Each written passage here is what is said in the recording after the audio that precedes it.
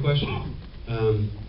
You know, it was deliberate. I deliberately didn't describe anybody physically. I mentioned Sam's green eyes in the book, and I, at one point, Charlie says, I'm not very, you know, I'm kind of small.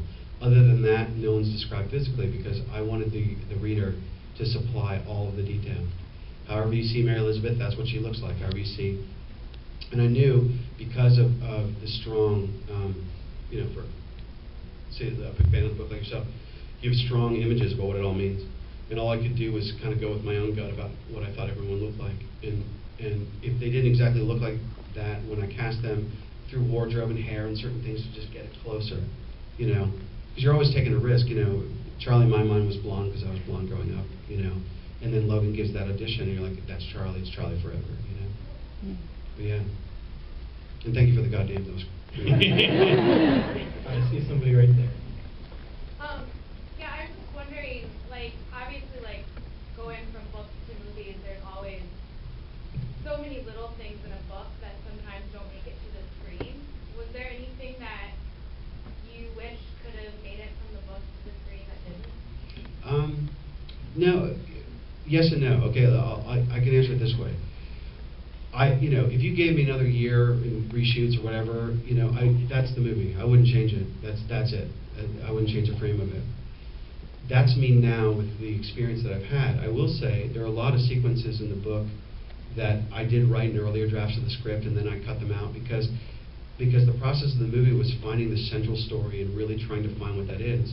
You know, I did write and I did film a flashback scene between Charlie and Michael, beautifully acted by this young actor, Owen Campbell, and I loved it. But it's so interesting, I guess my education as a writer, from novelist to screenwriter, is in a book you can have two ghosts, there's plenty of room, and in a movie, every time it would go to Michael, it would actually confuse things. Like, I can put it this way, my wife, who, you know, loves me, so she loves my book and everything else, I had a version when it kind of had the kitchen sink in there a little bit, and she was like, it doesn't make sense, Steve, it just doesn't. You have to be more literal, you know, and she was right. And so, no. And like, for example, another example was, I did film, and Nina was fantastic in these scenes. You know, in the book, Candace does get pregnant, she does have an abortion, and I did write a couple of those scenes, and I did film that sequence, and it's beautiful. And I'll be very proud to put it on the DVD. But in the movie, what I found was when you did that, then when you went to Patrick in the cafeteria, it was just less, just because, just emotionally, you just couldn't. It was starting to get fatigued. You know, it was just too much.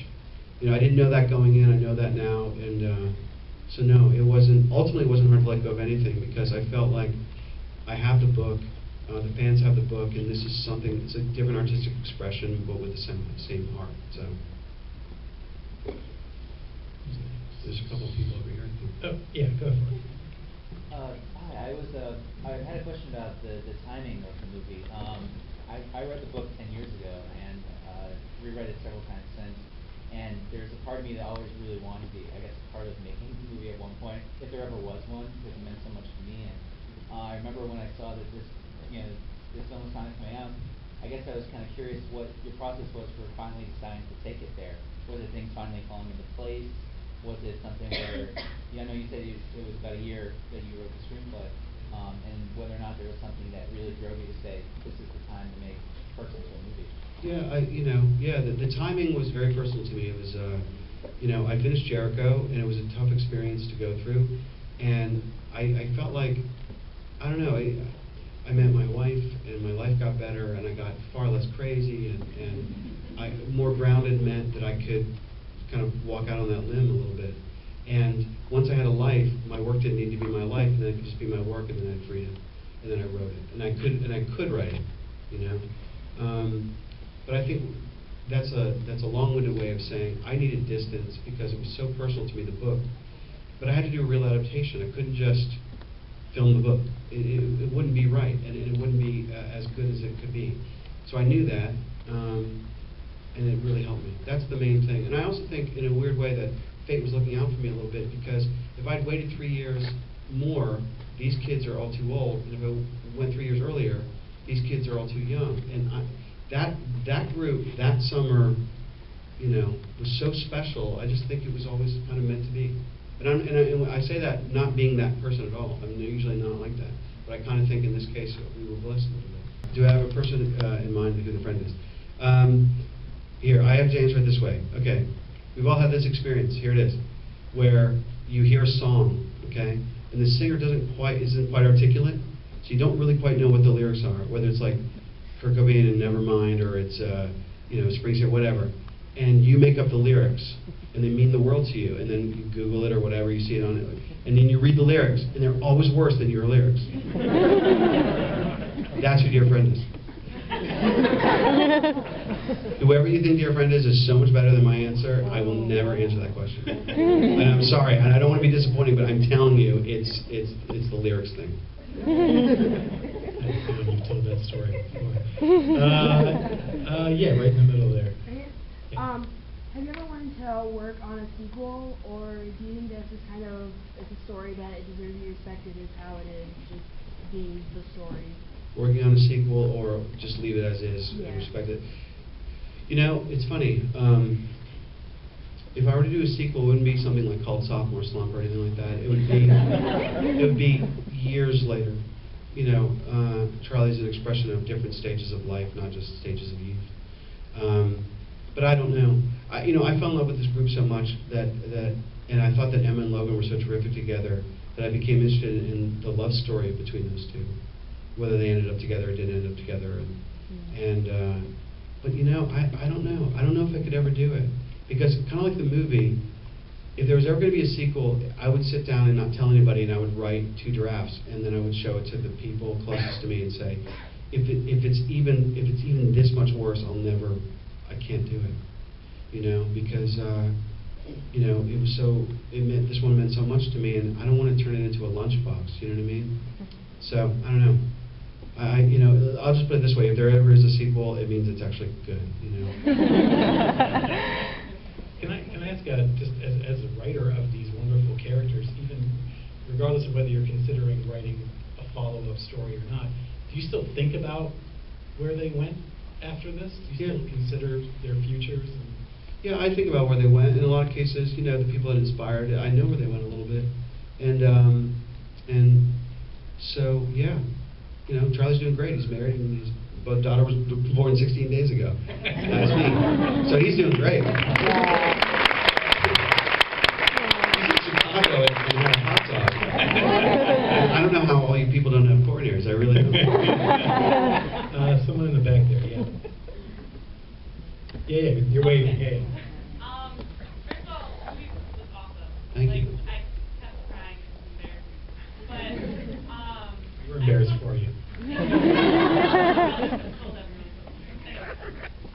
What was it like for you after, obviously you wrote the book a while ago. It's been, to Everett High School, those books that truly speak to you. What was it like to see it, completely in film? You see, obviously, this great cast playing these roles that you wrote. What was that like for you? It was oddly familiar in a way, because here, I can answer it this way, all right? So the scene where Anne Helen and the little boy, little Charlie, are outside during Luminaria, that's actually on my street growing up, and we filmed it in June, but otherwise it was pretty authentic to what it looks like during Luminaria and Christmas Eve. And somebody asked me a similar question, they're like, is this completely surreal for you? And I said, well, not really, because when I wrote the book, this is this is what I saw, And the strange part is getting all the people to do the thing that you saw. That's a little strange, like a bunch of extras and fake snow and things like that, and getting cranes. But the imagery itself, it was really gratifying, because look, one of my very, very personal motivations for making the movie is I kept seeing these pictures over and over and over again, and I wanted them out. And once I was able to film the movie and do the editing and everything else, they're out now forever. And it's the greatest feeling in the world to have that much headspace cleared up. I really mean it, because I held on to. I wanted to make this movie since I thought of the title 21 years ago, and this is a really gratifying moment. This is like the dream come true time. So So I guess the short answer to your question is it's awesome, you know, to see it up on the screen. I read. You know, the biggest challenge is time. You know, we weren't a big budget movie, and so you don't have a lot of contingencies, and some of the bigger things, they can go 16 hours a day. We couldn't do it. And with so many kids and so many extras, and myself without a ton of experience, that was the trickiest thing. Because the shots, I kind of knew more or less what I wanted them to be, and I knew I had a good cast. It was just getting the hours to be able to get as much footage as possible to give us the best final cuts we could. I'd say time, you know. Past that, I was so blessed. I'll tell you, you had mentioned my first movie. I cannot tell you, man, what it's like to, you know, Andrew Dunn, my DP, for example, he shot Gosford Park and Precious, and you know, you say, what do you think, Andrew? And it's that guy, you know, what that person brings, or Mary Jo Markey, who was J.J. Abrams' editor, what she brought. All these people brought so much incredible artistry that I learned every day. So it wasn't, the only thing that was tricky was time. That's it.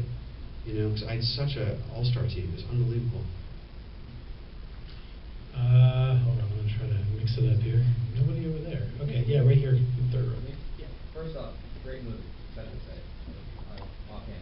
Second, there were a lot of really hard emotional scenes. I was just wondering, from transferring from the book to the screen, what was probably the hardest thing to adapt for you, like any specific scene? Yeah, the hardest thing to adapt for me was the breakdown, because it wasn't difficult in terms of the writing per se, although that was hard. It was putting it together. You know, it was instinctively being in that house and telling our camera operator, hey, listen, while we're doing the setup outside, can you just give me 5 minutes of just close-ups, weird shots of those pictures. I knew I was going to use them. I didn't know how, but I knew it. Or we would be in a scene and I would just think, oh, right, hey, everybody, look at the camera, because I want Charlie to feel that he's paranoid, he's remembering things wrong now, and he thinks everyone was lying to him. Putting that together and all the music that went, everything, that was the hardest. You know what I mean? I can barely watch the movie anymore because of that. Just that sequence. Otherwise, you know, the rest of it, I found very cathartic and lovely. You know, like especially the first kiss scene between Emma and Logan. I could watch that all day. I really could. They were great. They were great. But yeah, the breakdown. Sure. There's somebody right there, I think. You said it took 4 months to write the book. What was your writing process like for that? My writing process, writing the book, I would wake up and I would start smoking cigarettes.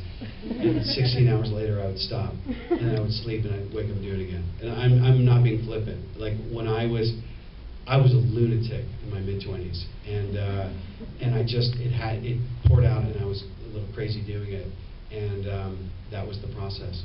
This one, you know, are you a writer? Yeah. Okay. How old are you? 20. All right.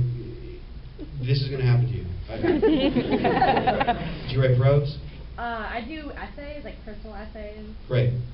That's great. Okay, this is going to happen. One day, you're going to be writing, and suddenly you're going to like stop and go, oh my God, it's all working. All the things that drive you nuts, they won't drive you nuts. And all the things that you've been slowly, you know, kicking yourself, like, why can't I make that work? They'll work. And just enjoy the hell out of it. Mm-hmm. Okay. Because other times it's a slog and it's really hard to do. But, you know, yeah. So that's why I'm really not being flippant. It really was. I woke up and it was just like, just smoke to keep awake, to keep going, and just get it out because it had to come out, you know.